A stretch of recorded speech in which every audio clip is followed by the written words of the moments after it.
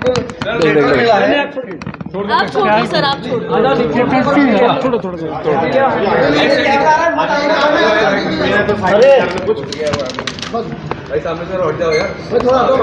Sir, Mamata Banerjee ने आपको एक लेटर लिखा है, क्या बताएंगे उसके बारे में आप? उन्होंने कहा, एक सुझाव दिया है कि नॉन रिलीजियस जो स्टेट्स है, गवर्नमेंट है, इन लोगों ने मिलकर जिस तरह सेंट्रल एजेंसीज का गैर इस्तेमाल हो रहा है, इन लोगों ने मिलकर बैठकर कुछ बहस करके आगे की कोई नीति तैयार करने की आवश्यकता है और इसलिए आप लोग इनिशिएटिव लीजिए। तो ठीक है, उन्होंने किया, हम लोग बात करेंगे कल पार्लियामेंट में और देखेंगे क्या करना आगे।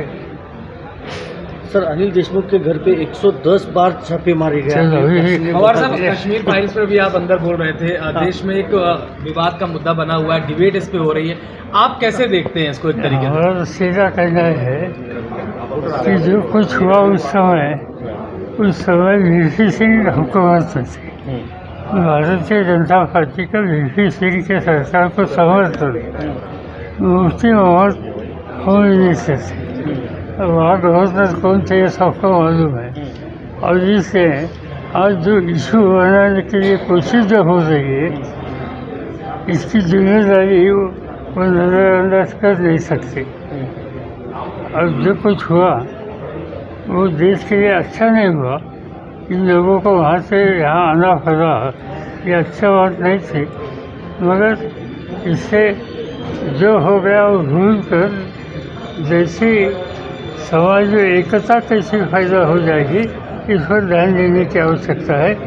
वो जो कुछ पुराने ज़माने हुआ वह बार आज निकाल कर लोगों के मन में एक भाईचारा पर चोट लगेगी, इस तरह से काम होना नहीं चाहिए। पवार साहब, आपकी पार्टी के नेता माजिद शर्मा जी, आज जो यहाँ पे मीटिंग रखा गया, इसका उद्देश्य क्या था? देखिए, राष्ट्रवादी युवक कांग्रेस की राष्ट्रीय कार्यकारिणी की बैठक थी, जिसमें हमारे राष्ट्रीय अध्यक्ष माननीय शरद पवार साहब का मार्गदर्शन हम लोगों को मिला।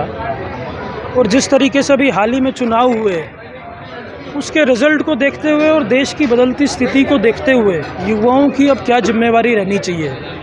हम सब लोग देख रहे हैं कि किस तरीके से जाति और धर्म के नाम पे ख़ास तौर पे युवा वर्ग को भ्रमित किया जा रहा है। तो ये समय है कि लोगों को उस भ्रमित होने से बचाया जाए।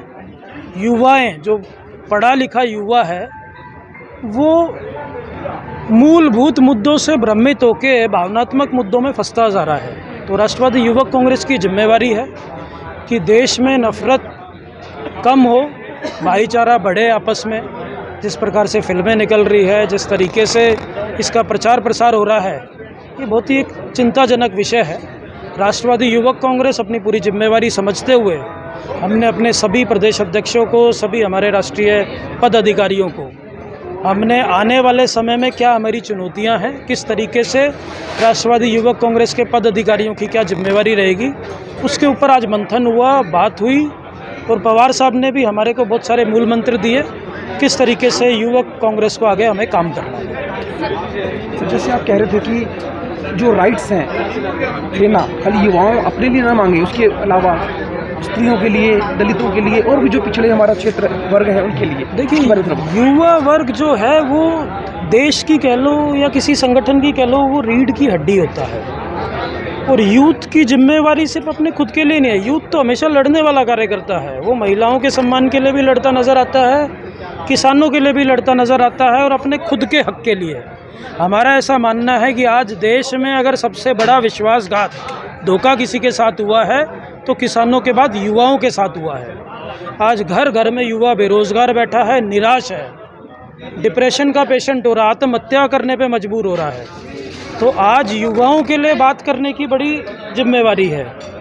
जिस तरीके से निजीकरण किया जा रहा है सभी डिपार्टमेंट, चाहे वो रेलवे हो गए, बैंक हो गए, और भी सरकारी जो जगह है वहाँ कहीं ना कहीं जो सत्ता में बैठी सरकार है वो कर रही है, इसके लिए आप लोग क्या कर रहे हैं? धीरे धीरे हर चीज़ को बेचा जा रहा है। अब हमें चिंता ये है कि ये लोग अब हमारे देश को ना बेच दें। इसके लिए लड़ाई राष्ट्रवादी युवक कांग्रेस सड़क से लेके अपनी पार्टी के माध्यम से संसद तक लड़ने के लिए तैयार है। अब युवाओं के लिए, किसानों की तरह एक बड़ी लड़ाई लड़ने के लिए राष्ट्रवादी युवक कांग्रेस कमर कस चुका है।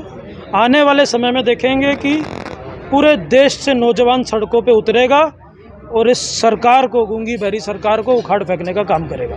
Thank you sir. Thank you.